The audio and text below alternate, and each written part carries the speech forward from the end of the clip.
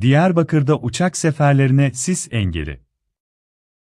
Diyarbakır'da gece saatlerinde başlayan yoğun sis nedeniyle şehir merkezinde görüş mesafesi yer yer 40 metreye kadar düşerken uçak seferleri de ertelendi. Diyarbakır il genelinde dün akşam saatlerinde başlayan ve sabah saatlerinde etkisini arttıran sis, kara ve hava ulaşımını olumsuz etkiliyor. Kentte sürücüler trafikte dörtlü lambalarını yakarak ilerlerken, bazı uçak seferleri ise ileri saate alındı. Öte yandan sabah saatlerinde hava sıcaklığının sıfırın altında, 4 dereceyi görmesiyle birlikte araçların camlarında buzlanma, ağaç dallarında ise kırağı oluştuğu görüldü.